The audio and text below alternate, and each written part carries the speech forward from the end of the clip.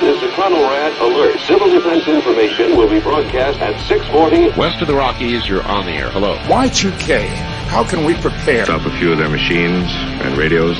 Throw them into darkness for a few hours. We are fighting for our lives. My family must survive. Over 5 years, 1,000 gallons of gas, air filtration, water filtration.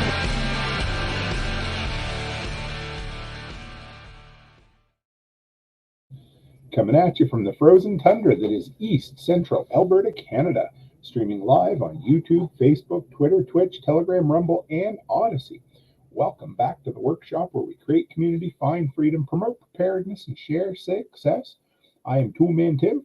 This is Mrs Toolman. It's January 27th, 2023, and this is episode 243 of the Workshop Podcast. So how the hell is everyone out there this evening? Hey, RZ, we got you over in Twitch. It's good to have you. Well, we're back with episode 2 of The Last of Us. I almost said The Walking Dead, believe it or not. But before we dive into our thoughts on this week's show, I got a few announcements we'll get out of the way. First off, I don't know if you guys follow, I'm sure most of you do, John Willis at SOE Tactical. But, man, he's a good man. He keeps sending me shirts all the time.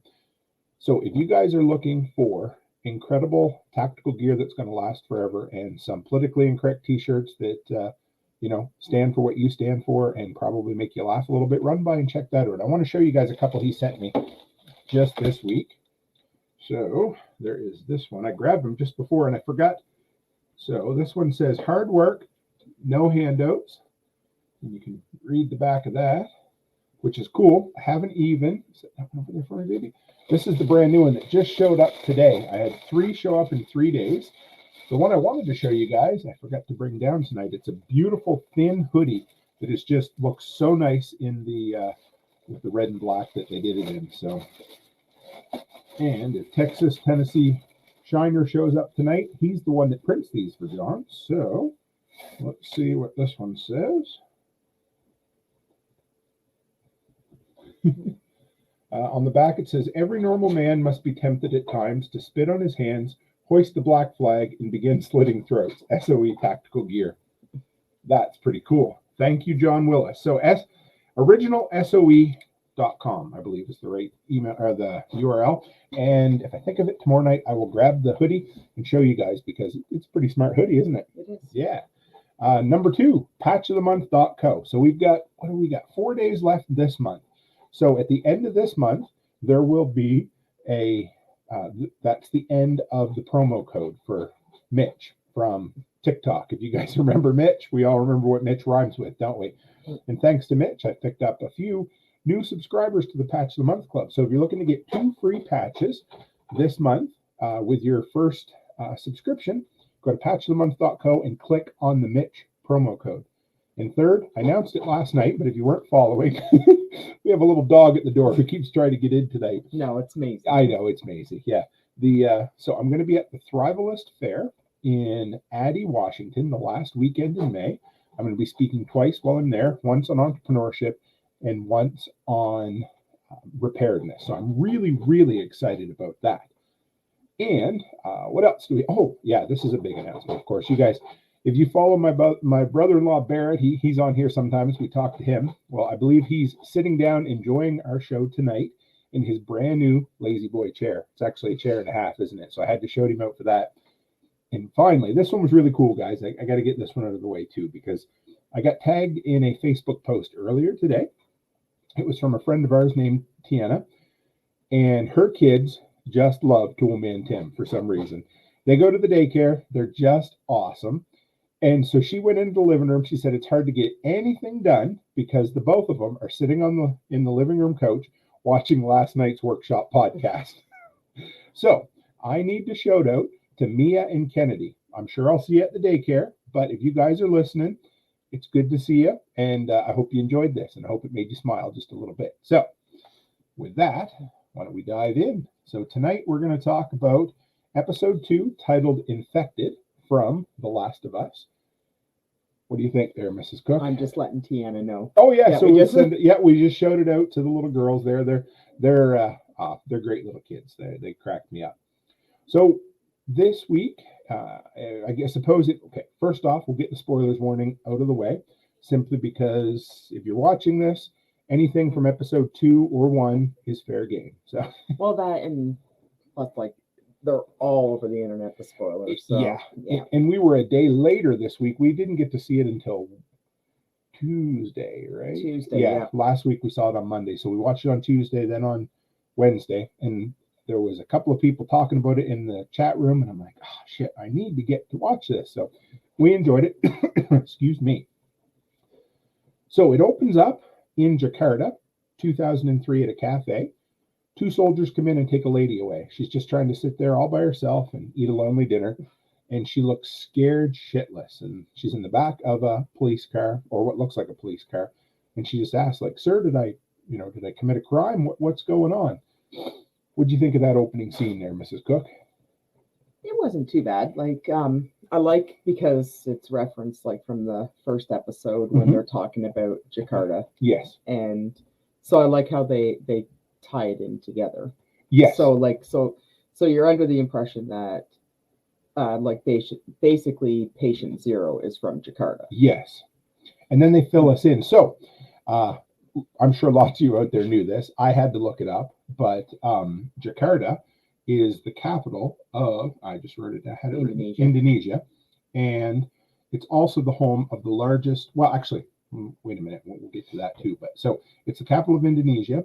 And so she's driving along. She's kind of nervous. They're like, no, you're not in trouble. We just need you to take a look at something. It's kind of nice to see it start somewhere like they always seem to originate in China. Yes, that's true. It's that's kind of nice to see something a little bit different there. Switch things up a little bit. I know it's still Asia, but it is nice to switch it up a little bit. And Jakarta, like, that's the last place you would think something's going to happen. So we watched it last week, and of course we all made the predictions. I guess it was your sister Amy that made the prediction about it. Well, we were all talking about it, and because throughout the whole episode they start talking about. Well, they always have a reference about. There was the cake and the cookies, the pancake.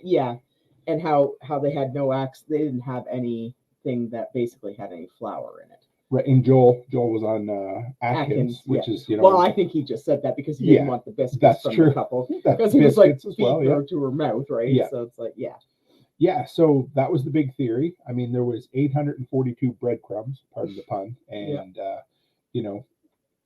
Easter eggs in there. And of course, it turned out that was exactly what it was. Yeah. So we end up at this containment facility. It was I don't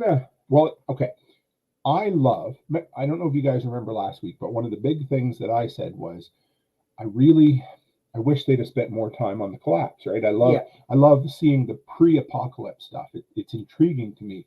So the fact that they went back and did this flashback again in this episode, I hope they do one in every episode. I think they probably will. Maybe it'd be good to see like the fall of all the different countries and like them talk about it and maybe because like they always seem to do the flashbacks like when people are remembering, but they never actually do the stories. Because like when we went back with Iron Legend, it showed like what happened to his wife and his daughter, and but it physically showed it wasn't just him telling the story. Yes, I like that. I do. And so these flashbacks are, again, they're not part of the overall narrative of the video game. So if you haven't played it, it's not specifically in there, but bits and pieces of some of this come out from like letters and things that they read when they're scavenging different places. So it's cool. Even something Clark hasn't watched it at this point. It's okay. Good to have you anyway, Clark. We appreciate you. So so they're at a containment facility. They bring the doctor in. They said, you need to look at this, doctor. So she looks through the microscope and she sees. It doesn't really show. No, it doesn't. No. Just says, she basically asks questions like, why was it treated with a certain chemical?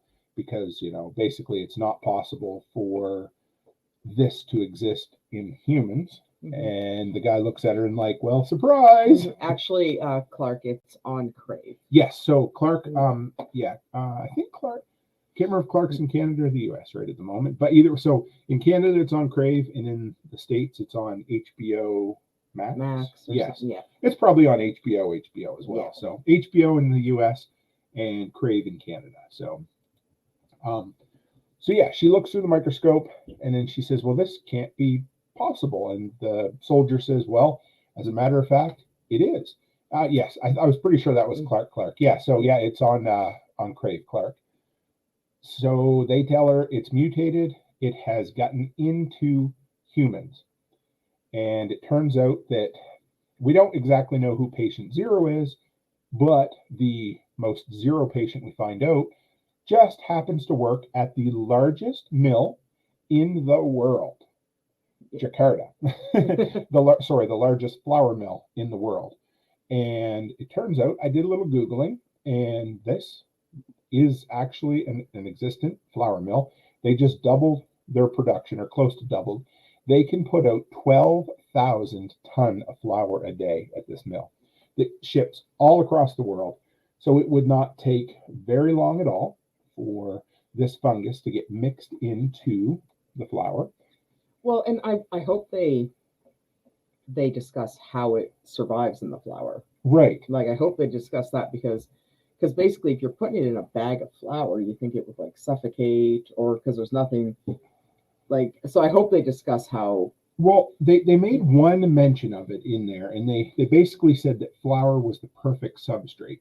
And substrate is like I assume it's like a dry medium that you can store mushroom spores in, I guess, from what I understand. Well, but the way it makes it look, it's like they're like vines and everything. So if you're taking a cup of flour, like, so are you getting like the little tiny spores? Or are you actually getting a vine? Like, and I just hope they explain how it actually works, because maybe unless of course it like some sort of larva. Well, I was wondering maybe if it gets airborne when the flour gets mixed up, or I don't think it's airborne though. Right. Because remember, it's all underground. Yeah, that's true. I wonder if it's when it gets wet. Or maybe it lays eggs. But yeah, I don't know. The other thing is that it doesn't take, I mean, the way it spreads like a zombie virus. Yeah. So it doesn't take a whole hell of a lot of time to, because, so the way they basically say, they show this, so we get a full-on naked view of a cadaver, which is, you're like, oh, this is HBO. So there's a lady lying on the table dead, and this lady comes in, and the soldier says, look at her foot or her ankle, and she has bite marks on her ankle, and they cut into it, and you said it's like the fungus. Yes, the fungus. See it. You don't see it fully, but you can see that it's like gray. Right. Yeah. And then she reaches into the throat with tweezers, pulls out what looks like bean sprouts. It's kind of like a bean sprout or like a potato eye. Yes. Yep, yeah, like but just a little bit thinner. Yeah. Yes. Or roots. Yeah. That's what it looks like. Yeah. And kind of like what you see when mushrooms are growing in a damp, moist environment, right? And kind of in a dark area, and you see all those little tendrils coming off it. Well, see, and that's what makes me wonder about the flour, because flour is not moist, and it's not like, but it would be dark, but it has to survive somehow.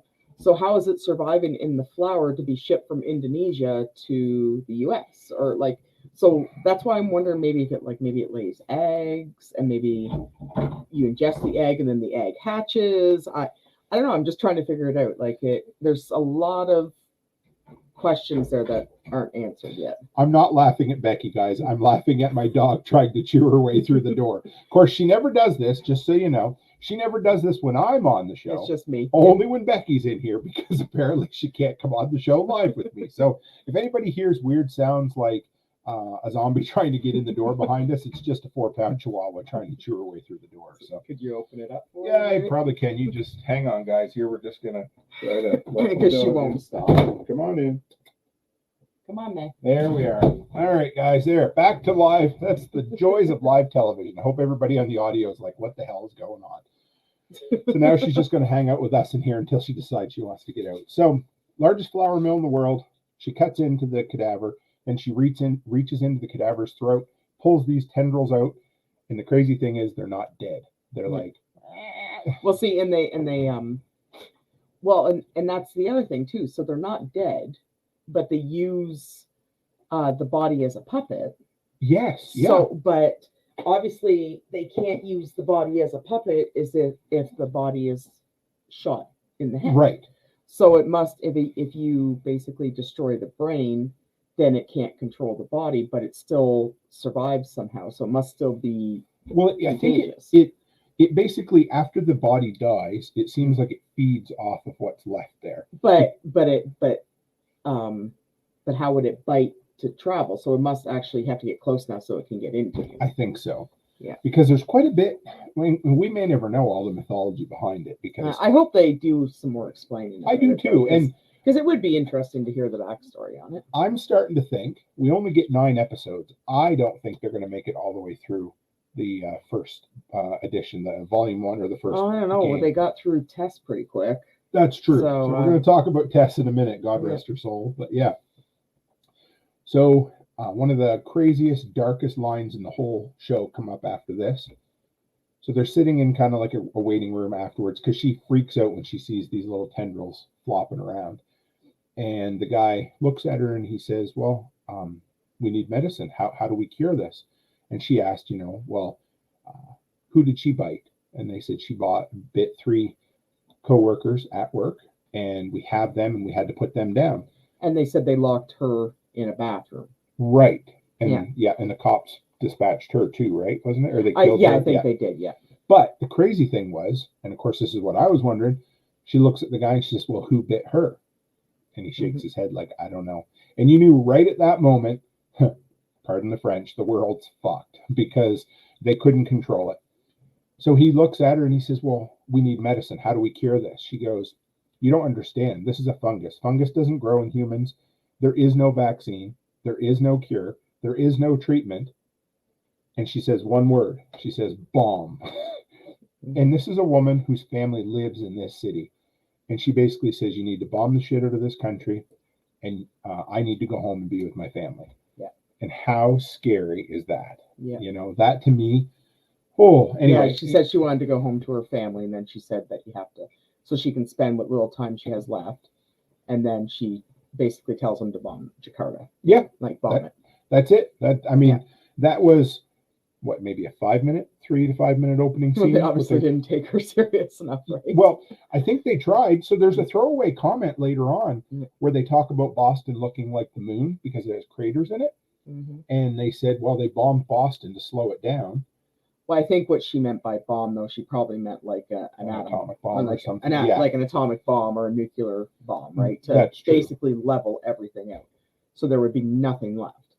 But they were just dropping crater bombs. They didn't do much. Like all that does is just blow things up. And we've been joined by Maisie. Hello, Maisie. What are your thoughts on The Last of Us? You're just going to sit there and stare at me, aren't you? So apparently she's mad that I have my wife down here with me. So that's the cold open, guys. That's what comes before the credits. And what we never talked about was the opening credit scene, the opening credits to the show. It's very much in the vein of Game of Thrones, isn't it? Yeah, kind of like how it travels. Yeah, it has that. Because instead of going from world to world, it's like you're following this. The virus. Yeah, it's really creepy. And then, of course, it cuts to that iconic The Last of Us title screen like they have in the video game as well. And so I was going to mention, too, if anybody out there has played the video game Mr. Prepper, I came across this the other night, and I managed to dust off my PlayStation. I'm going to give it a shot one of these nights. I may try to stream on Twitch, but it looked pretty interesting. It's like a cross between Sims and, an end of the world bunker builder game. So anyway, threw that out there. So from there, after the credits, we open up with Joel, Ellie, and Tess sitting around. We see Ellie up close, and she looks like she's sleeping outdoors in the grass, doesn't she? Well, because they separated her. Right. Because she was bit. Right, because they still don't. Of course, Joel isn't convinced that she's gonna survive, even though the bite has completely healed up, and she was totally fine. Well, she's got it wrapped up, right? And he was sitting there with a gun on her the whole yeah, because she wakes up and he's got a gun on her. Yeah. But the cool thing, what I loved about it was she looks like she's sleeping in this grassy meadow, and you look up and you see the beautiful sun, and then they pan back a bit. And she's actually inside some dilapidated building where the moss and grass has started regrowing. And, of course, there's opening right to the sky. So, speaking of my brother-in-law, Barrett Bishop, I don't know if you heard, but I shouted you out for getting your new comfy chair to sit in, brother. So there he is. So she's laying there. Joel and Tess are basically still having this conversation like, do we kill her? Do we keep her? What do we do? And, of course, Tess is the kind of like the good angel, and Joel's the bad angel. And they're sitting there with a gun on her, and she wakes up, and they talk about it for a bit, and they decide, well, I guess we'll keep going, right? Well, they're trying to figure out why she's so important. Right. Yeah, and Yeah, they ask her, right? Because that was in this episode where they ask her why Yeah. she's so important, and Ellie's like, I wasn't supposed to tell anybody, and then I go and tell the very first person I see her I'm Yeah. with, right? So basically which we talked about before a bit, but she got bit. It didn't take, so she's immune. The whole idea is they want to take her to meet up with the Fireflies at the municipal office building outside of Boston. So they can try to come up with a vaccine. Yeah, so they want to study her, check her blood, all of this stuff. So that's where they're heading. Joel isn't completely convinced, but they decide, hey, let's do it. And so what I like about Ellie is she's a hard nut. She's a hard case, but she's still a 14-year-old girl who jumps at dead bodies and is completely enthralled by the post-apocalyptic wasteland around her, right? Because she's grown up in the QZ her whole life, the quarantine zone, right? And so it was kind of neat, the chicken sandwich. Do you remember the chicken sandwich? Yep. Yeah, so Joel and Tess are sitting there eating what looks I think it was jerky. Jerky, but it looks like some of the hardest. It looked chunkier or thicker than the turkey from National Lampoon's Christmas Vacation. That's what it looked like, you know. And Ellie's like, oh, I'm just going to sit and eat my chicken sandwich. And so they have this stuff they're able to smuggle in. So Ellie was able to get this fresh chicken sandwich that looked delicious, you know. And so Ellie's like, yeah, I got to go use the bathroom or whatever. And it's just one of those things, but they throw her a magazine to use for toilet paper. And I laughed. It was kind of one of those old-fashioned things, but it was what it was. So they decide, hey, we're going to continue on. And they walk through the landscape. It's a lot of, I'm taken aback by it because, you know, everything in this was filmed in Alberta, right? Well, and you can see some of the buildings from Edmonton. Yes. Like you can tell which ones are from. Even though they've been digitally enhanced a bit or whatever. But you can somewhat tell which ones are which. And what's cool is that it doesn't look fake, does it? No, like I didn't get that vibe. The lighting, it doesn't look green screen. It doesn't look like it's even matte paintings. It just looks really. It looks like a world without people, doesn't it? Yeah. They've done a really good job. I mean, there's vines on the cars. There's moss growing everywhere. They go into a hotel or a museum or something, and it's basically turned into a swamp in there, remember? And so they're walking and talking. I like the time where they do this, where they just spend some time chatting, because you find out pretty quick Ellie and Tess are talking, and you want to find out, well, how did Ellie get bit? So she basically said, well, I broke in, you know, the mall in the quarantine zone that we're not supposed to go in, and it's full of creatures. She said, well, I went in there. And they're like, by yourself? Yeah, I went in by myself. And she got bit in there. And so Tess and her are kind of bonded, and Tess is like, well, you got the balls, what did she say? Balls the size of something. The biggest balls or ever. Yeah, or bigger something. balls than a man or something. It was, so it was cool because you get to see the tough side, and then almost 5 minutes later, they go inside of, I believe it was the hotel, and you look in, and it looks like a friggin' swamp in there. Mm-hmm. And Ellie's standing there kind of like a scared little 14-year-old girl because she doesn't know how to swim because she's grown up in the quarantine zone. And then she's, you know, kind of playing around, pretending to check people in at the hotel, and this little cadaver, or this corpse floats by and scares the living shit out of her. So as much as she thinks she's tough, she isn't always tough, eh? No. And they're walking along, and you see these craters. She says it looks like the moon, and there's a throwaway line in there. Tess says the bombing worked in Boston, but it didn't work everywhere else. So what's that tell you? The world fell apart, and everybody else kind of got, you know, the shitty end of the stick, right? And then this is where it gets very video game-ish, which is fine. We knew that's what it is. But they're going through this hotel, and just before they go through the hotel, Joel says, do you want to go the short road or the long road? And so Ellie's like, well, what's the short road? He goes, the short road's probably going to get us killed. He goes, I think I vote for the long road then. Well, no, and that's going through the video game. Yeah. Or not the video game, sorry, the building. Yeah, which is like a bit, you know, it's very much a scene out of the video game. This whole thing plays like a level.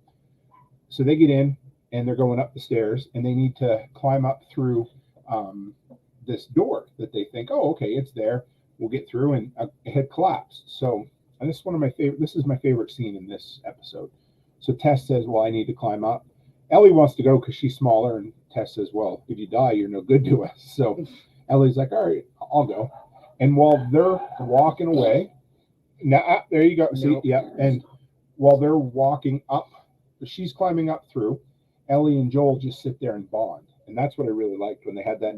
They're having this conversation, because if you played the video game, of course, they get kind of fond of each other. They have this, like, I don't know, love-hate relationship, don't they? Well, kind of like a father and teenage daughter relationship. Right. And you have a dad who lost his daughter, and he's still broken up over it 2 decades later. And you have a girl who grew up as an orphan. And so they're sitting there, and, Joel's like, well, that's a nice knife. Where'd you get that from? And Ellie asks, well, where are you from? And he says, Texas. And how'd you get here? And he says, pass. And I really wanted to know. I want to know how the hell he gets from friggin' Austin, Texas to Boston, Massachusetts. So, because does it ever say? I don't remember it saying in the video game. No, I'm sure it'll. Yeah. Yeah. I hope they fill it in, because for me, I like to know those things. Well, I think it's because he doesn't want to talk about his daughter. Right. Yes, that's very true. Yeah. And then she asks him, are you and Tess a thing? And he's like, pass. No more questions about me. He's a hard-ass man, that Joel. He's a nice guy, but he has to do what he has to do. And it's just one of those things. Just hang on, I'm going to mute. Can you deal with her? Crazy. We're going to push the dog back out. Sorry about that, guys. We won't try this experiment again. So Tess climbs up. They sit. They bond over this for a while. It's it's a good time. I love where they sit and they have a moment. That's what I enjoy. And that's the best part of this entire thing, is these soft moments between these two hard characters who just don't really know how to interact. They both are broken individuals. They're both very much just not personable, right? I mean, how do you be personable in a post-apocalyptic wasteland, right? Yeah. Yeah. So it was. Well, and he's not personable to begin with. No. He loved his daughter, but they that was about it, right? His daughter and his brother, and that's all he freaking cares about. So so from there, they're just sitting there chatting, and eventually Tess comes back around, and Ellie, she's not used to being out in this kind of open wasteland, and she's not used to having to be quiet and looking over her shoulder all the time. So there's a couple of different times where she either talks too loud or makes a noise, and guess who comes along? One of the clickers. So we get. Oh, yeah, go ahead, baby. Well, no, they go into there and because at the end there, don't they say we have a problem, and they're all like lying in the street their way. Oh yeah, that's right, because they're looking out over. Yeah. Keep going. Then, but then when they get into the building there, they're looking around. They're like, well, they get to the next building, and Joel's checking the roots, and remember, they're all dead. Right. He hits it and says it's dry. It's dry. Yep. So they go into the building, and they're looking around, and they find the dead body. Yep. And they're looking at him like, well, what happened to him? Because she said she was attacked, and that didn't look familiar. Like, that's not how they. Because he had gouges in his face, like an animal almost. Yeah, it looked like a freaking grizzly bear or something. Exactly. So and then they told her to be quiet, because they knew, like Joel and Tess knew it was a different type of a clicker. Yeah, it was one that locates by sound and can't see. Yeah, and he basically rips people apart like a. He's a pretty looking dude. Like an animal. Yeah. Right? And it's got that kind of orangey fungus. Is that chicken of the woods that looks that color? There's that orange mushroom that always looks. Well, it's his whole. It looks like his brain's on the outside of his skull. We're going to talk more about that, because these effects are practical. They're not digital, and I love that. But I'm gonna park that to the end, because I have a little article to read you guys. But so yeah, of course he comes along, and it's one of the more intense moments in the episode. Yeah, because he can't see, but obviously he's got like the supersonic hearing, kind of like the ones from War of the Worlds. Not War of the Worlds. The Quiet Place. Yes, exactly. Yeah. But this scene reminded me of the War of the Worlds, when they're in the basement and they're hiding and trying to be right quiet. Well, it kind of reminded me of Quiet Place. Yep. Because like every little noise, they're attracted to the noise. Right. And that's how they locate their prey. of course, my brain starts thinking, couldn't you use that to your advantage? You'd think. You know, like whether you, I don't know, souped up an old radio station that played something louder than everyone else and you just walked around with headphones on all the time, you know, or like, because here I'm thinking, okay, here's Joel standing in the corner trying to do, a silent reload, and this clicker's coming down the corner, and I'm thinking, take your empty brass and throw it to the other end of the hallway. Yeah. But he doesn't, of course. Well, I think it's because they're worried it's going to attract more. I too, suppose. right? Because, I'll give you that. Because because obviously one's easier to handle, because Joel shot it like how many times, and it was still coming out. So he had a revolver, a 6-round revolver, and he emptied it before he killed it. Yeah, but it was still coming at him. Yes, that's right. So like dealing with one like that, it's a lot better than dealing with 10. That's true. Yeah, I suppose. Because they wouldn't have the arm, like the rounds and stuff. Yeah, they wouldn't be able to. And so there's some up close fighting. They eventually dispatch this thing, but it's scary. It's creepy. It's got this, like I said, it looks like this flowering mushroom head on him, and it looks scary as hell. And it's fun because you can. What I love, I might as well talk about a little bit. What I love about the practical effects is that it's in camera filmed. So it's not like, it's not like Tom Holland jumping off a building in Spider-Man, where he's just wearing green pajamas and they're filming everything on a soundstage, right? Yeah. So this is a real fight with a real stuntman wearing a real prosthetic on his head, and everything just has that more down-to-earth, gritty feel to it. And I like it a lot. And then, so in this fight, of course, Ellie gets bit again, doesn't she? She does, yep. Right on the same damn spot. Like, that's not cinematic. And so Joel and Tess are sitting there, and Joel can't be happy about nothing. He's always got to be a grump. And he said, well, what happens if the first one just didn't take? And Tess is just like, would you just shut the hell up and get going? It was cute. I enjoyed that quite a bit.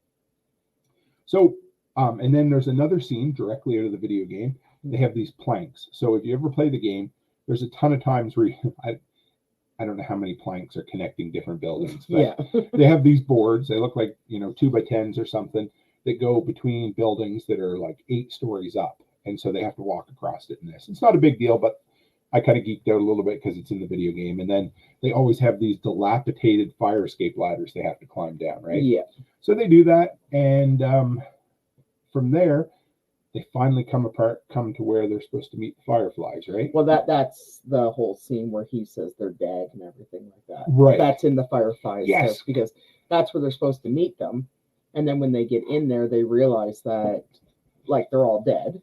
Right. Which sucks because now they're not going to get what they were supposed to get. Yeah. And then, of course, and then what happened? And then that guy comes to life. Yep. The corpse. Right. And Joel, I don't know if he panicked or he just didn't use his wits or whatever, but because they had that whole conversation about if the roots are alive and you kill one of them, the message gets sent to the rest of the roots and they can be miles away, and it picks up the fact that that's where they are, and they transmit and they communicate that way. So he ends up killing that one, and the roots come up around the fingers, and then next thing you know, you see like dozens of them getting up and start running towards the building. And okay, the episode is predictable, but it doesn't matter because it's entertaining. You care about these characters, and they have this, like you said, they have this whole conversation that talks about you need to inspect the roots. So when they're going in the building, Joel sees this big root stem coming up into the building, and he cracks it, smashes it, breaks it open. And he says, it's dusty, so we should be good. They weren't really sure, but they thought they were.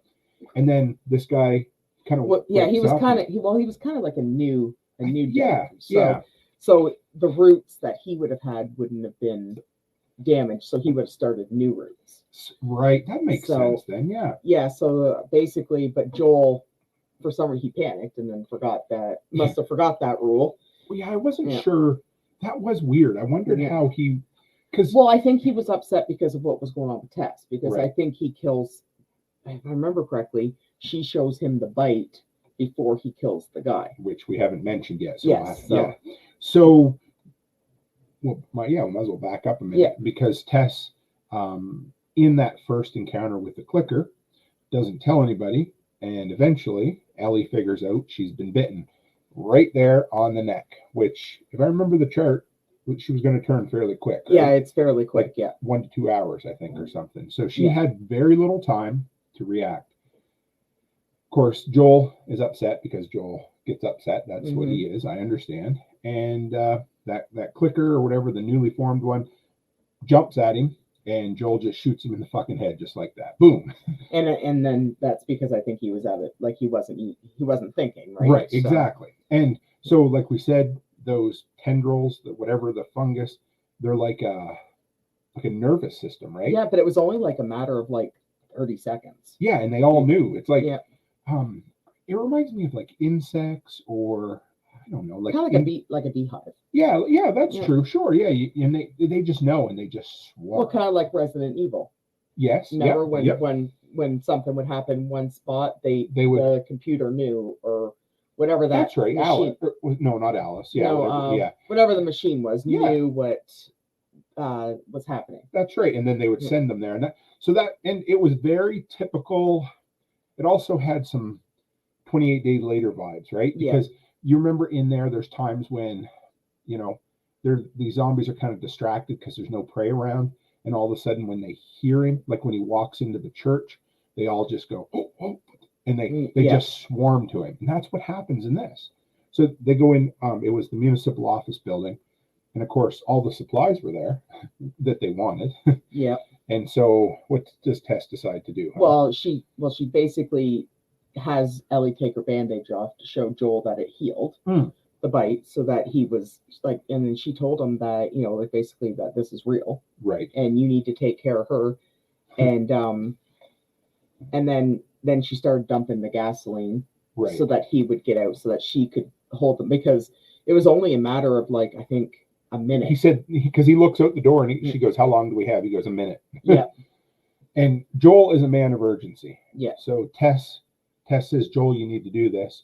And he looks at her for maybe half a second. Yeah. There's not a goodbye. There's not a kiss. There's none of that cinematic tropes that we normally see. Yeah. He just grabs Ellie and drags her out of the building, kicking and screaming. Ellie doesn't even want to go. Yeah. But Joel, not a goodbye. I mean, that is one hard man. Yeah. And it comes from... Well, she was just the same. Sure, she was. But you could tell she was, I mean, rightfully so. I mean, it's a heartbreaking scene at the end, isn't it? So, yeah. So from there, she starts knocking the tops off the 55-gallon drums of diesel. Yeah. She has a Zippo lighter. Yeah.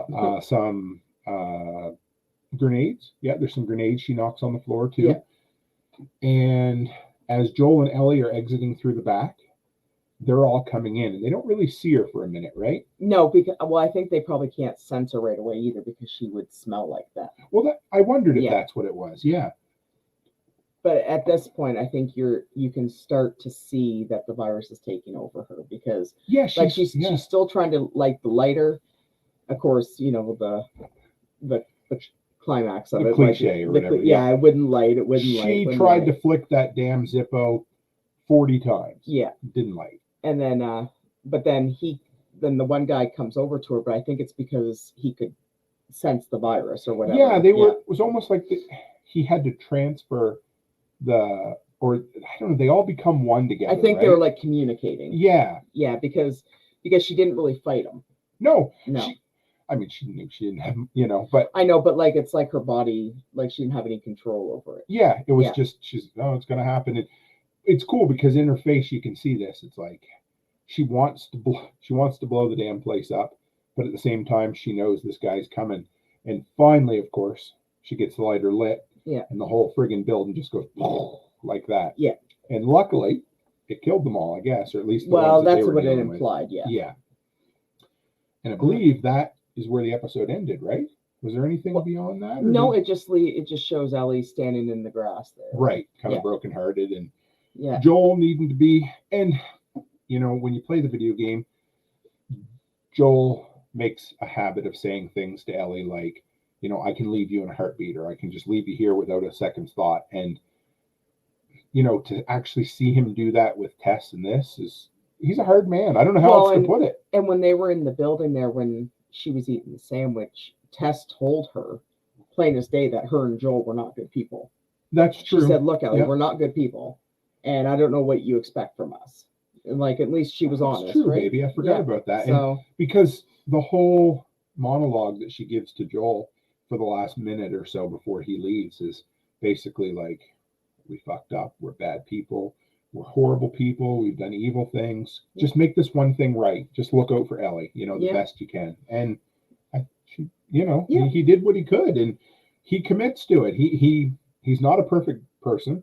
He's not even a good person most of the time. But and they never actually really say what they did that made them so bad, or what makes them think they're so bad, right? It would be. I would love. I've seen this on kind of like a prequel. Yes, there's been talk of a video game that goes back and fills in those 20 years.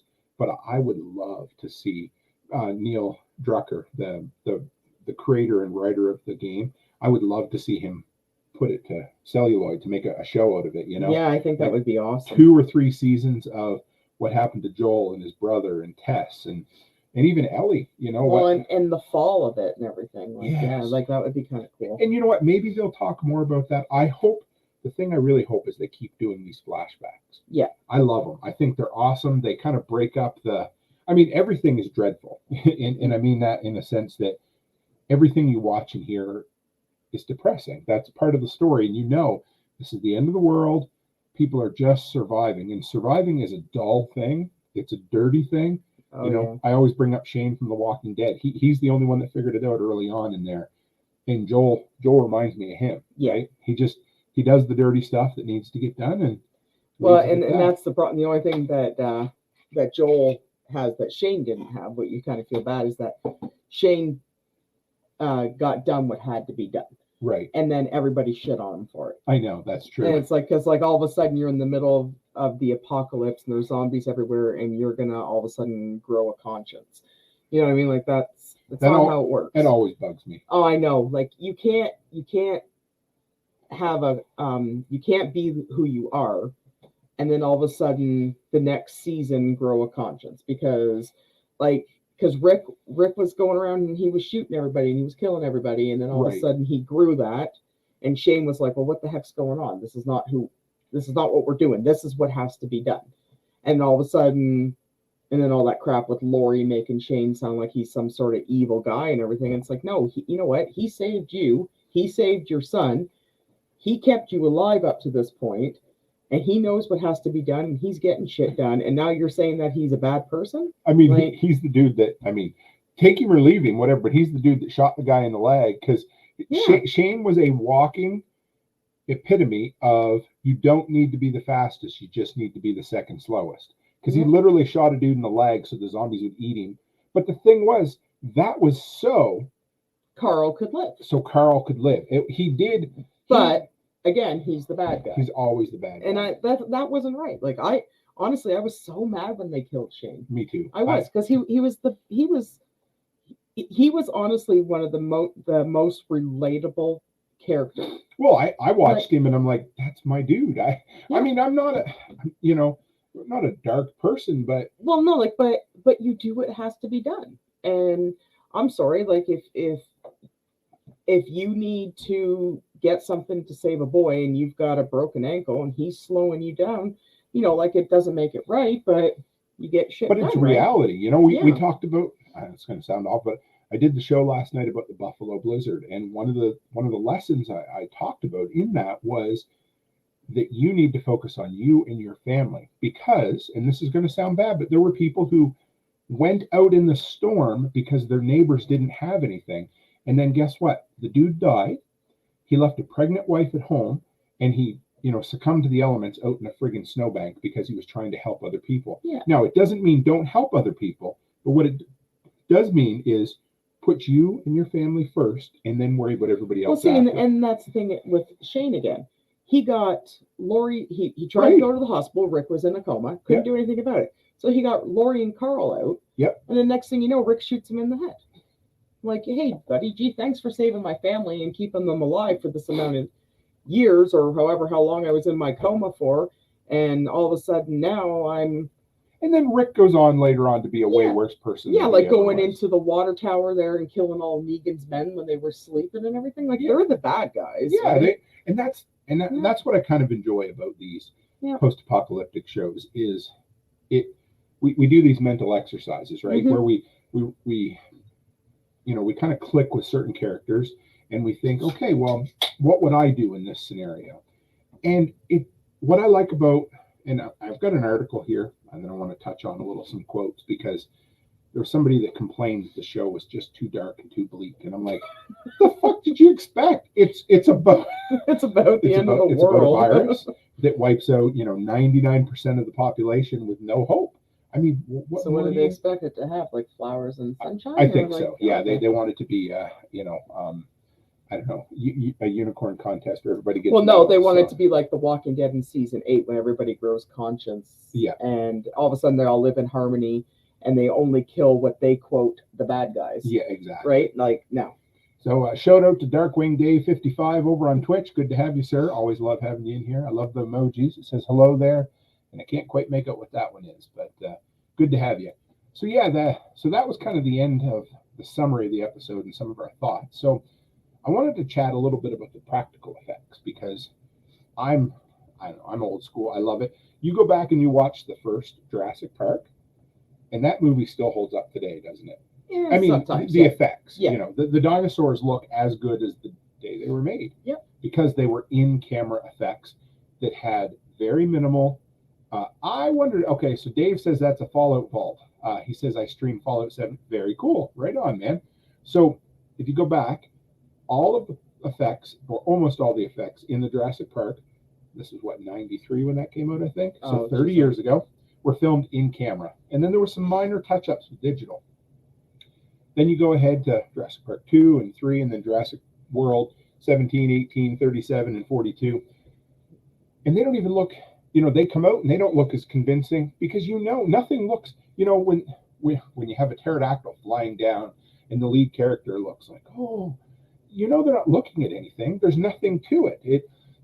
It takes you out of the moment. And so I've always been a big fan of, whenever they can create an effect in camera in front of the actor, it's more believable, right? Yeah. You gain the emotion of the event. That's what I thought. Just like what they like not I guess not a horror, but in one of the Christmas movies there in Die Hard. Yes. So it's like when they're dropping Hans Gruber off the side of the building. Right. They actually physically dropped him, but his reaction is real. Right. Because they told him they were going to drop him on 3, and they dropped him on 1. And that is a real reaction, right? But he was it doesn't say how far he fell, but he actually was bungeed and he was falling. Isn't that cool? So for him to make that face, it must have been high enough. He knew if he fell, he was going to hurt himself. Right. So that kind of stuff. And I love it. You look at the old, like the Evil Dead, and all the gallons of blood that were in that, and the actors and actresses. It's no CGI blood, man. You get a better feel for the emotion of a story when the actors are looking at something real, as opposed to some guy in green pajamas that they know, well, it's okay, Adobe After Effects will take care of that, right? So I brought up this article from fandomwire.com, and it says one of the most impressive aspects of The Last of Us is the use of practical effects to bring the clickers to life. Instead of relying on computer-generated imagery, the show's creator chose to use prosthetic makeup and prosthetic makeup and effects on actors, a decision that's paid off in spades. So I agree completely. Like I said, when you have a guy running, I even wonder how the hell the guy can see with the prosthetics, because it looks like a giant fungus on the front of his face. I wonder if he's got maybe something in his ear and they're telling him where to go. That's probably it. Can you imagine they run into the wall or something? So then they said, so I wanted to kind of honor this guy. They said the man behind this masterful work is none other than Barry Gower, a special effects artist who's made a name for himself in the industry with his work on Doctor Strange and the Multiverse of Madness and Stranger Things. So I went on IMDb to look this guy up, and it was pretty cool. So he's not even just a special effects guy. He's a prosthetics guy, which means he makes faces and hands that look real. So he's done prosthetic work in House of Dragon, Stranger Things, Last Night in Soho, and the one that I thought was the most impressive was Chernobyl. Remember so if So this show is kind of a sister show to Chernobyl. If you haven't seen it, it's only 6 episodes, I think. But it's I think so. fucking incredible. You'll love it. It's dark, it's bleak. It is, but it is kind of slow. It is, but Yeah. boy, it's a good story though, the way they tell it. Yeah, it is. But it's kind of when you're watching it though, like you have to it is a little bit of a slow burn. Yeah, and they, so Darkwing Dave just says, "Hey, if you sell used prosthetics, are you a secondhand salesman?" But I'll bump. The award for dad joke of the evening goes to Darkwing Dave over on Twitch. Yes, I would say you are. So, yeah, I just wouldn't want to get it half off. That would be awful, wouldn't it? So anyway, so yeah, this guy does some incredible prosthetics work. And if you haven't taken a minute, it's not that long, but that show is just incredible. Chernobyl, the effects, because people literally had their faces melting, right, from the radiation. So he did that. So that kind of gives you an idea of what works, So, and he is just, I love it. Like I said, anyway, the special effects, CGI has its place. There's certain things that will work, but for the most part, if it can be done practically, and I think you're seeing kind of a resurgence of that, aren't you? Yeah. Because remember we just watched, it wasn't a great movie, but what was the killer clown movie we just watched? Oh my goodness, that ridiculous. Yeah, something too. Anyway, I can't remember. It was ridiculous. Yeah, it was supposedly the most bloody film of all time. It was, and the whole thing was just, it wasn't very enjoyable, but it looked real. It was like 2 hours of my life I'll never get back. I know. I can't even believe I sat through the whole thing. The Terrifier 2 is what it was called. I can't believe I sat through the whole thing. All it really was an excuse to string together some of the most gory chop-up scenes I've ever seen. I didn't understand it. No, it wasn't good at all. It just wasn't. So, but I say that was a low-budget film that really worked well with in-camera effects, and I like that. Smile was another one. Yeah, and I didn't really like Smile. I didn't like it either, but they did. A lot of horror now is going back to practical effects because of all the film. When you have somebody who can fly, like Superman, or Spider-Man who can swing on spider webs, you expect things to not look real. You understand that, right? But when it comes to horror, the whole idea is you're supposed to be scared shitless because you're in a bad scenario, right? And so if it's done in camera and it's done practically, then to me, it's more scary, don't you think? Yeah, it all depends. Like, it's not just that, but it has to be, even with the practical effects, it has to be a good story. Mm-hmm. Because, like you said, like the Terrifier, like there was blood and stuff, but don't waste your time watching it. It's ridiculous. No, it wasn't. Yeah, it wasn't good at all. But that's the thing. Like, so, like basically, they wasted all that on the crappiest movie that they could ever think of. So it's just like, if the story's not good, and that's a good point too, right? Like, because but on the other hand is you can have a really good story, but sometimes you can have you can have a really good story but bad special effects, and it can take you out of the because if you're really into a story and then all of a sudden you're like, oh shit, that looks really bad. Sometimes it can take you out of the movie too, right? But when you see something really good though, I never really see anything bad effects because you're distracted by the story. I suppose. I guess I could use Signs is a good example of that because we just rewatched Signs, and and the effects weren't the best on that one either. But holy shit, that is a scary movie because you're you care about the characters. Well, you're caught up in the story, right? So you kind of don't pay too much attention to the effects. But if you're just constantly looking at the effects, you're kind of like, oh, well, these are dated and everything like that. But it's an incredible story, so you don't even worry about that. That is true. But if it's a shit story, then the effects mean nothing. And because you have to get through the story to get to the effects. I'll definitely give you that because a good story will overlook a lot of bad things, right? Yeah. If you have characters you care about and you have a story that's engaging, the rest kind of takes care of itself, doesn't it? Exactly. And I agree. Yeah, you're right. And it works that way with most genres. So last week we did this where I went and looked at the review on Rotten Tomatoes. So it has a Rotten Tomatoes score of 95%. This episode does, with 22 ratings. Now, So out of 22 ratings, there's only one negative rating. Oh, big surprise. There's always one negative. There's always one. Somebody different this time. So I looked it up because it's way more fun to talk about the negative ratings than the positive, right? Because negative sells. But honestly, negative is probably just somebody who has more time on their hands than they need. I think you guys will enjoy the quotes that I found from this dude's review. So his name is Randy Dinkovich at Tilt Magazine. I don't know the dude. He has been a TV reviewer for about 15 years, so he's legit. He is a top critic on Rotten Tomatoes, so he has done his due diligence. So I'm not going to pretend to be a better reviewer than him, but I'm going to pretend that he's completely wrong in this instance because I think he is. But so he said, Infected, The Last of Us Episode 2, is laborious. And in other words, it takes too much time to get through and it's absolutely boring. And then okay. This episode is a journey episode. This is an episode where people go from point A to point B. They run into bad things, and at the end of the episode, they've made it further along on their journey. Right? And whether or not you want to admit it, you're always going to have one of those episodes where it's like it can't be, start to finish, complete action. Absolutely. Because then there's no storytelling, right? Like, was it a little bit draggy? Sure, right? But so were some episodes on Game of Thrones. You're watching them and you're like, oh. But guess what we got during this draggy time? We got the scene where Ellie and Joel sit down and start bonding. We got the scene where Tess and Ellie were walking. There's some exposition where they fill in backstory. They talk about how, the place was bombed.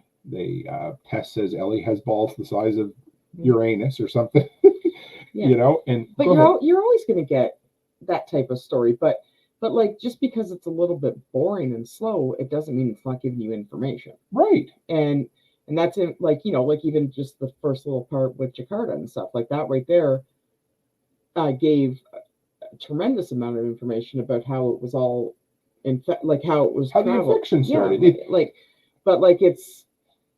was a good episode, sure, but was it a little bit slow? Yeah. I'll give it that, but you always have to have those episodes so that you know what's going on, or you're just going to be completely just watching, kind of like something like Criminal Minds, where it's a new episode every week and it has nothing related to the story. So you have to have these episodes. To me, this is the equivalent of watching the movie The Road and complaining because the entire movie takes place of a guy walking on a road. You know what I mean? Like, okay, The Last of Us is literally a road trip about a broken man and a 14-year-old girl who have to get somewhere. That's the whole story. And so somebody's going to complain that they get a road trip episode, right? So there. So the next thing, this Mr. Randy so astutely puts, he says, The Last of Us is a decidedly unhappy franchise. Even for a zombie story, it has terrible storytelling. But at least people got laid in The Walking Dead. Like, he sounds like a 12-year-old, a 14-year-old boy wrote this. So he's basically, so I actually accidentally cut out one line there. So he basically says, it has terrible storytelling. It is a negative, unhappy place, just like The Walking Dead. But at least people have sex in The Walking Dead. It is an unhappy story because the entire world has been decimated. Right.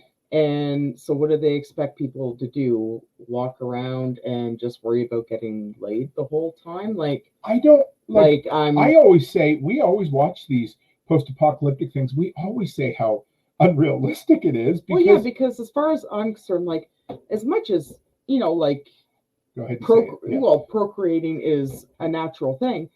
I think you're going to be a little bit more concerned about surviving and where your next meal is going to come from and where you're going to sleep that night. And if you're going to be warm enough, if your kids are going to have enough food, if whether or not you're going to have access to running water, or that is a lot more important than any of that. And honestly, you're dirty, you're grimy, you're stinky.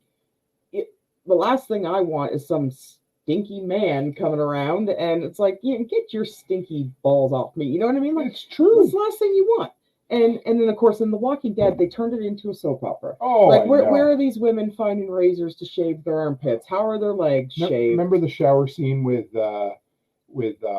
Maggie and Glenn, and they remember it's the first time. Well, maybe not the first time, but they're at the jail, and they pan down Maggie's bare back, and they just keep going and going and going, and it's like she doesn't have a butt crack. Remember?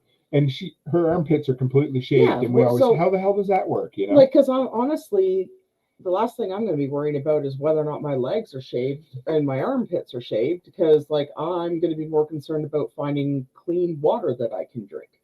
So like I don't understand that at all, and that's what made The Walking Dead like a soap opera. Oh, stupid! Yeah, I mean, because it really. That's why. Because everything was like, it kind of like when it like the first little bit was great, and all of a sudden when it turned into a soap opera, like, oh well, he likes me, she doesn't like me, he likes me. Why the hell do you even care?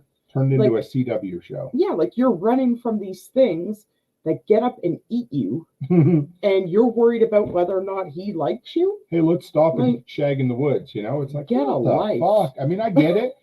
And you know, if you get yourself to a safe place, and yes, yeah, Darkwing Dave says, and all these apocalyptic survivors have purty teeth and intact clothes. Right? Yeah. Exactly. Yeah. Because, like you said, and none of them use the bathroom. No, they never have. Never use the bathroom, like because they don't explain the fact that when you basically have been in starvation mode for weeks on end, and all of a sudden you have a great big huge meal. I don't care who you are, you're going to have diarrhea. You're going to have diarrhea. You're going to have stomach cramps. You're going to possibly throw up. You're going to because your body has been in survival mode, and all of a sudden you're introducing like a huge copious amounts of a huge amount of food to your system. That's going to put your system into shock. And then none of these people, you never see them run to the woods like, oh yeah, okay, guess what? You're going to shit your pants, because that's what's going to happen. Except when it's pertinent to the plot. Exactly, because like it never shows any of this stuff. And honestly, it would be so good if they actually did a zombie story that was actually related to real life. Because like both, like even with The Last of Us, it's, you know, she goes off to pee. She does, yeah. But like they don't explain, you know, like when they're living in the Q zone and stuff, like they have these tickets and everything, but they're showing people survival mode. Right. But The Walking Dead doesn't do that. No. Like you know that there's one time, a few episodes. Yeah, but remember they're like walking on the bridge there. Yep. And like they're basically dehydrated to the point they can't walk. And then a couple episodes later, it shows them shooting the dogs, and they're eating all that dog meat. Right. And not one of them got sick. Mm-hmm. That's bullshit. I don't even care. No, your body would totally react to that. Darkwing Dave just pulled something out of left field I would never have thought of. He said, if you want an authentic survivor look, Robin Williams in Jumanji. He's got a beard to his chest and stitched together clothes. Exactly. That's the comment of the night. He comes in with a dad joke and the comment of the night. You're doing pretty good, Dave. Well, see, and the thing is, so like, there's nothing saying that you wouldn't have access to all kinds of clothing. Right. Right. It's possible. But seriously, like, it doesn't show any of them changing their underwear. No. It doesn't show any of them changing their but socks. Right. Like, and when you're watching Rick, the first, like, episode 3 to 4, he's wearing the exact same jeans and boots and everything, but it never shows him showering or anything. Like, ew, right? Like, you're disgusting, and that's what you're going to be.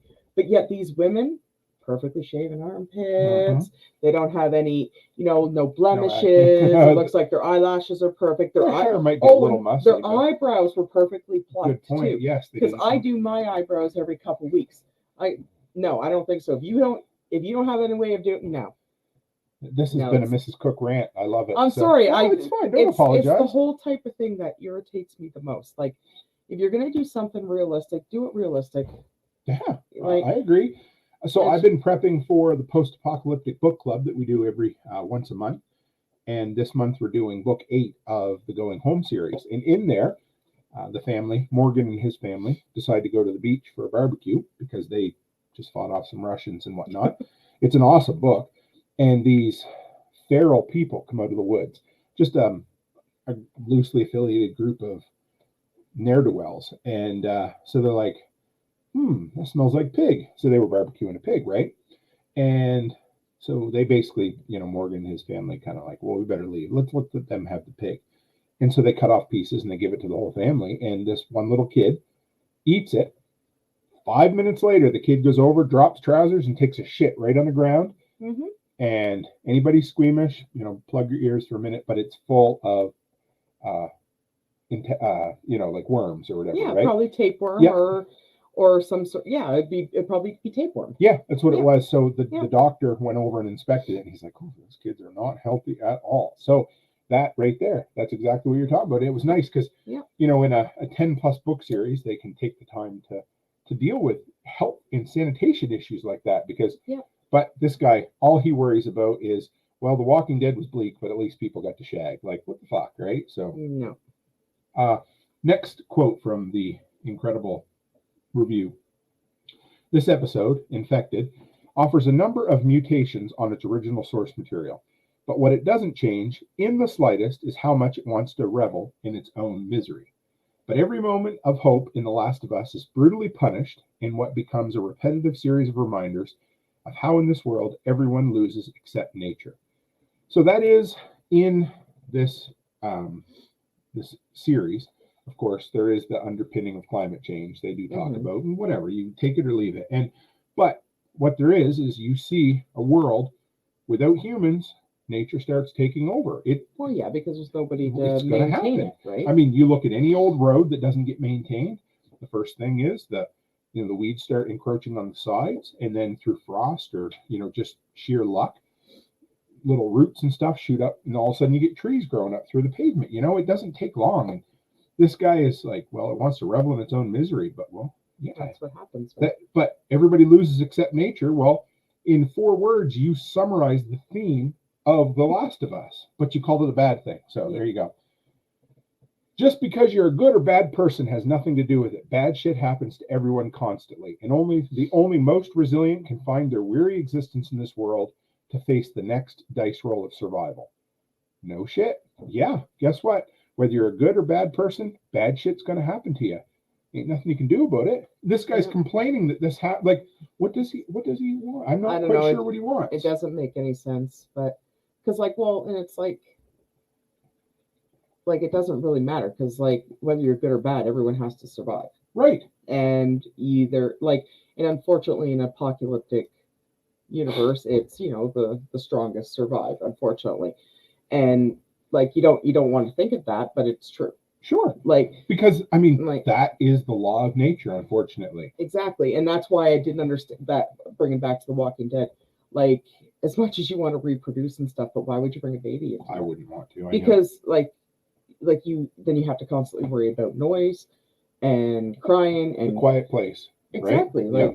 But that again, that was stupid. Only the strongest survive. And unfortunately you hate to think of it that way, but it's true. I mean, you could be goddamn Mother Teresa, walk out and step on a rusty nail and die a horrible death of lockjaw. You know what I mean? Like that. So this person is, I think reading between the lines, this person is looking for a simplistic, if you're good, you should win, and if you're bad, you should lose mindset or worldview in this show. But the problem is that only exists in Hollywood fantasy world. It doesn't exist in real life. And good people die all the time, and bad people win all the time. And guess what?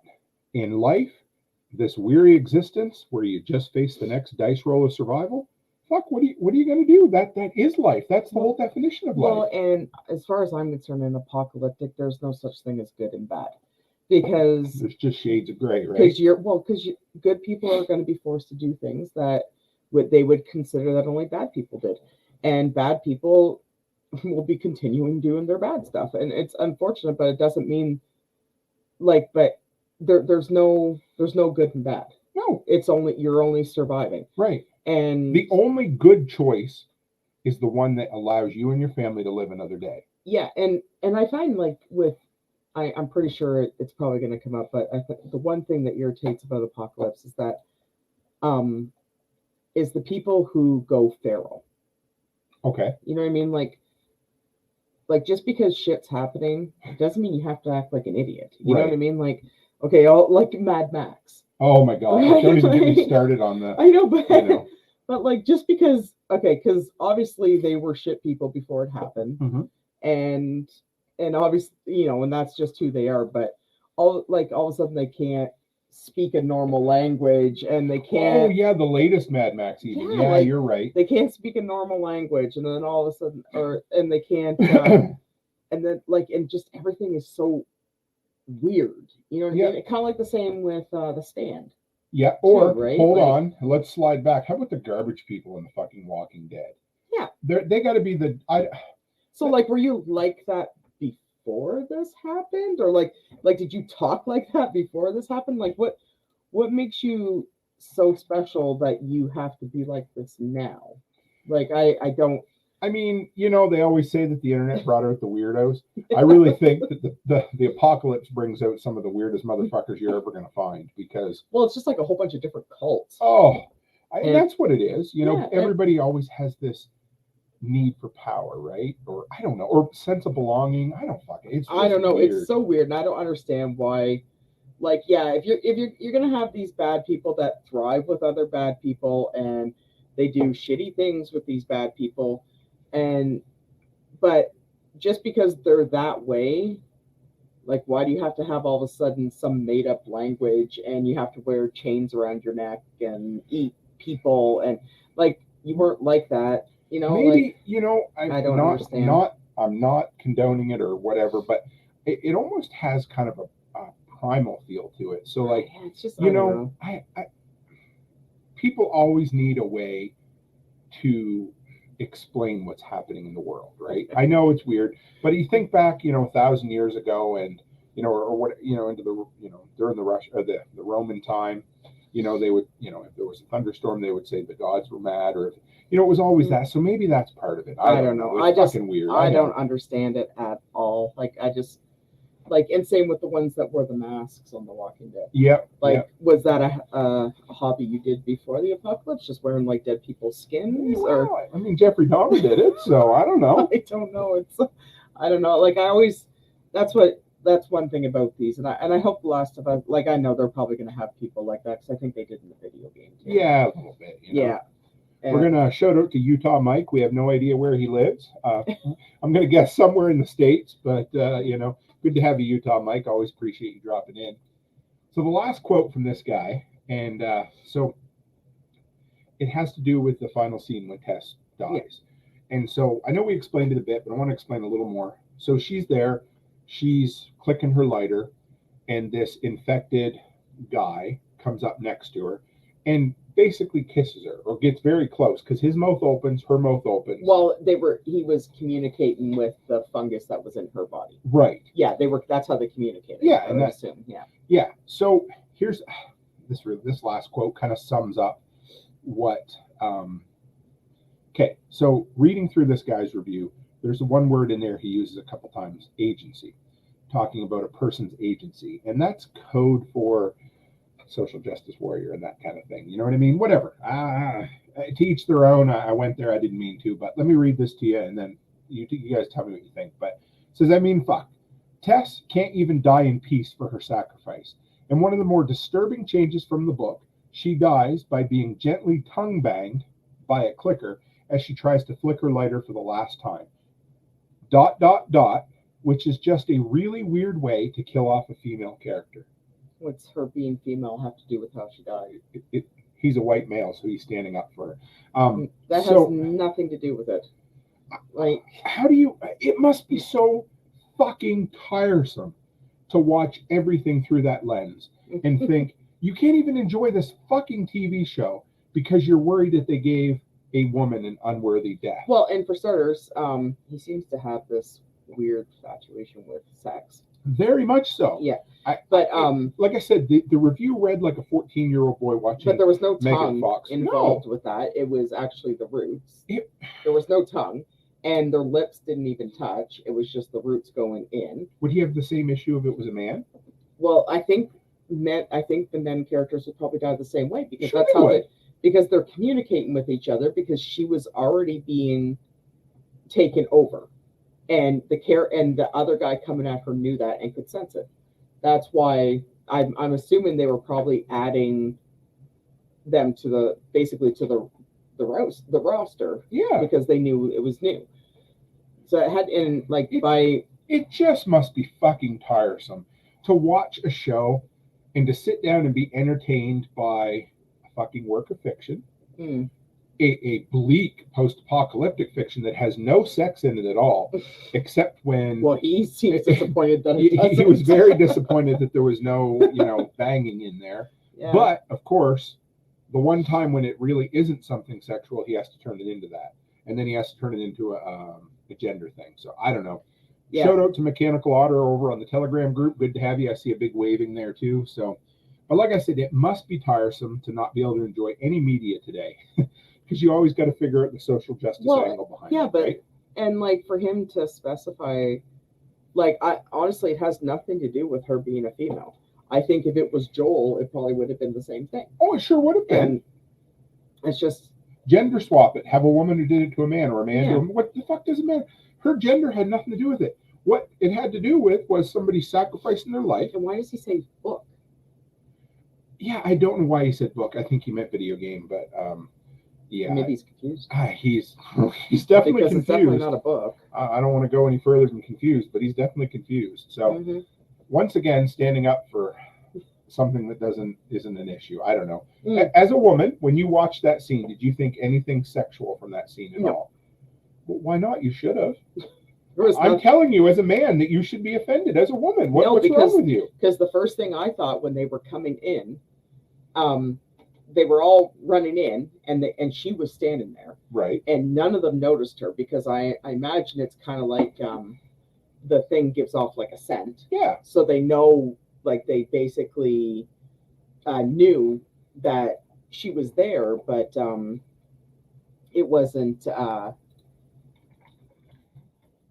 what do you call it? They knew it wasn't fully human. Yeah, so they kind of ignored her. I exactly thought, right? And then when when she was doing the lighter, you could see something in her eyes that was changing. Yes, you could. And the one guy come at her because you got to remember the person coming at her is not a man.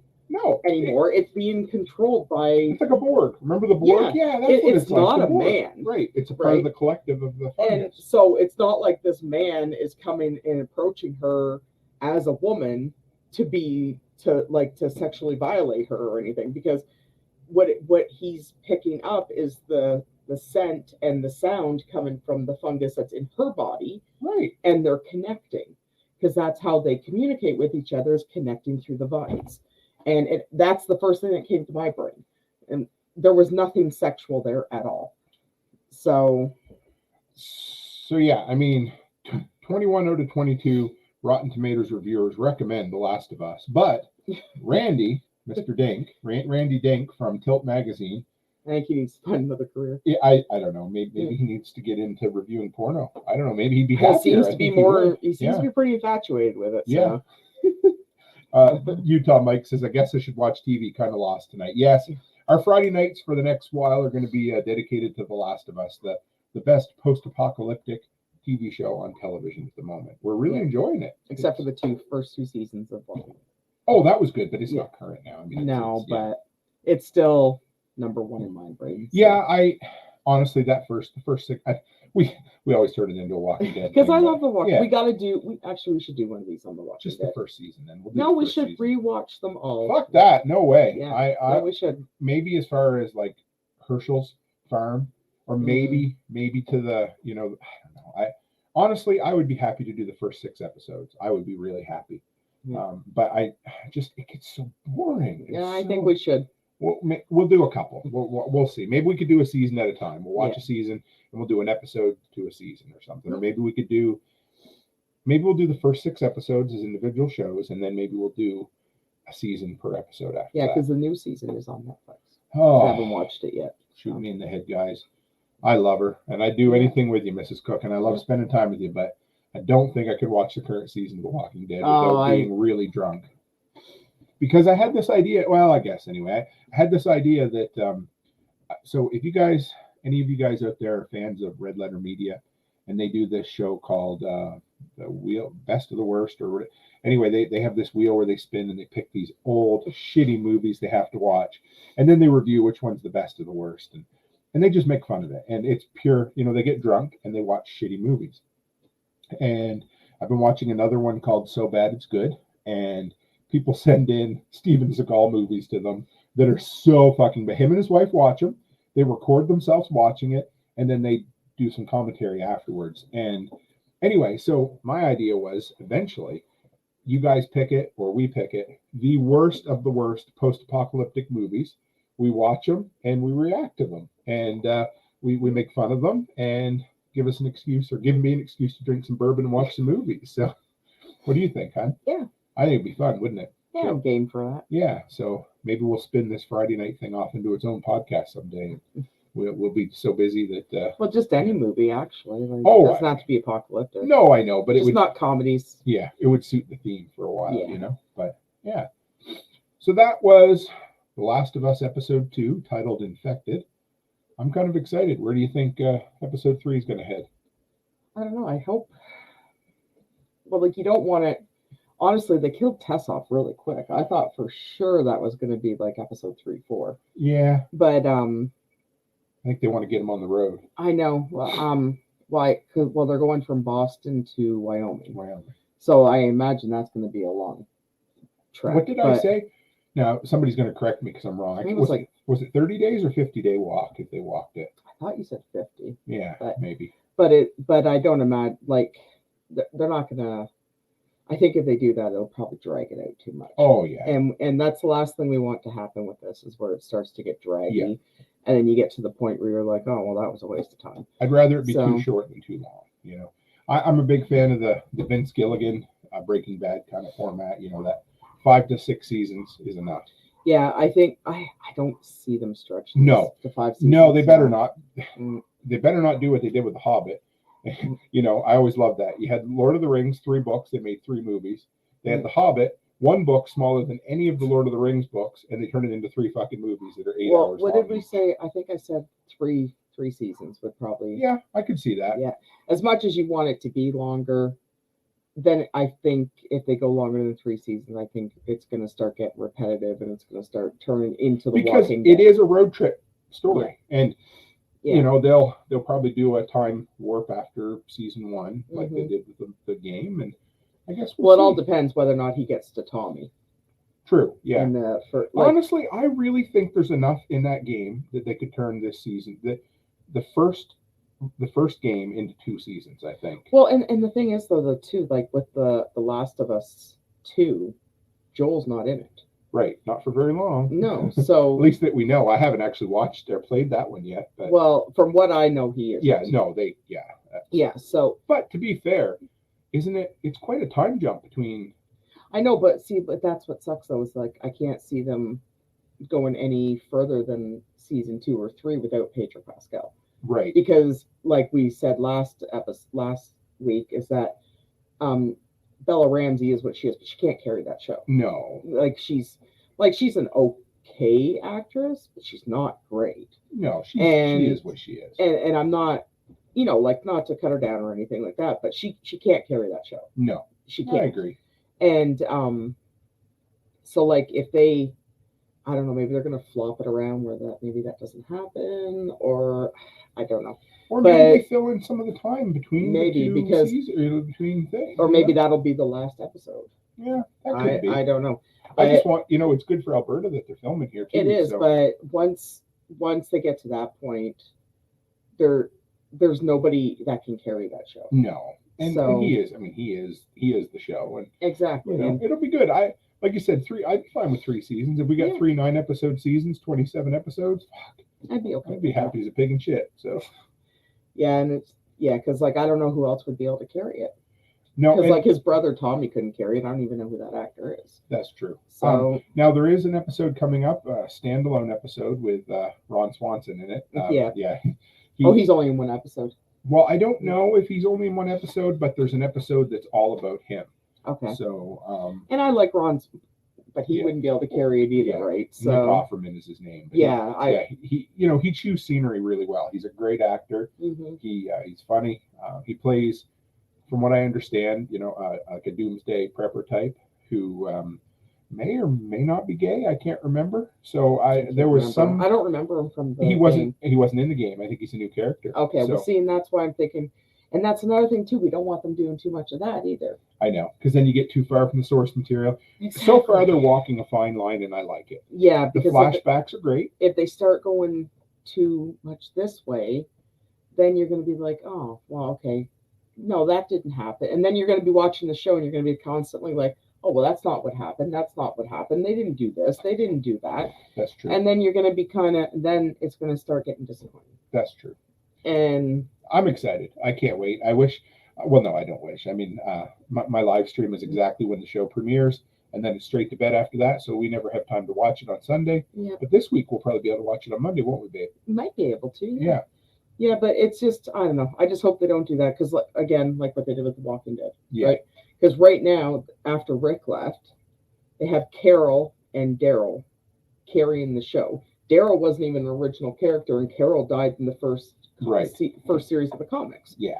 So, like, they had a dead person and a non-existent character Good, carrying but the they're show. not, but they're not great. No, you they're know? not. Yeah, Right? Well, they're not even believable because, like, well, you're not even part of the Walking Dead universe. it's true. So I just hope they don't do that.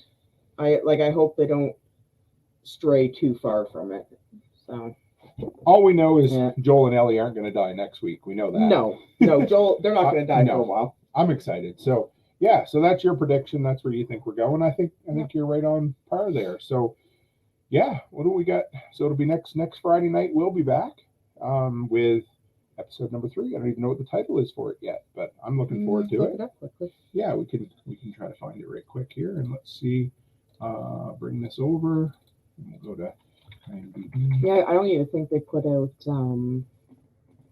I didn't see any previews. Did you? Or They don't always, but they'll usually give you an episode summary of the next episode. So let's see if we can find that, so we can leave you on that, guys. TVMA episodes. Let's see, episode yeah, 10. long time. Okay, so episode. Oh, it doesn't look. All we have is a title. So January 29th. Episode title is A Long Time, and Not a long. It's just Sorry, long time. time. Yeah. an hour and 20 minutes long. So that's exciting. I like that quite a bit. But it does not say anything more about it. There's some pictures. Oh, Nick Offerman's in that one. Is he? Where is Right. he there? Right there. Oh yeah, Bill. Is okay. he in that one? So maybe that is the episode. This is him here. There he is. Yep. Yeah. Yeah. He's in So this episode. yeah. So it's I'm excited. I can't Yeah. wait. This should be good. Should be interesting. They, like I said, they haven't given away a whole lot of the plot. And who's this one? This guy? He looks familiar. I think it might be his husband or Jeffrey Pierce. His name is Perry. From, let's see, let's play this game of, what's he from? He's in the video game. Okay. I don't know. Castle Rock, maybe. That's about the only thing we've watched that he was in. Justified. Oh, so Yeah. he looks really good. Yeah. So anyway, looks like next week's going to be another banger of an episode, hour and 20 minutes with an actor that we both really enjoy. So yeah, that's it from us tonight, guys. Like I said, so next Friday, tune in. We'll have our 3rd installment. Tomorrow night, I got Brian Norton, better known as Scramblin' Bojangles, coming on the show. Not even sure exactly what we're going to talk about, but tune in for sure. I'm kind of excited. And Sunday evening, I can't remember right at the moment. Oh, Dan Bartholomew is coming on talking about welding. So I'm pretty excited about it. It's going to be a good one. It'll be a good episode. So yeah, that's it from us this evening, guys. Thanks for dropping in. I enjoy this. It's fun, isn't it, babe? Yeah. Yeah. So from both of us, stay happy, stay healthy, and have a great week.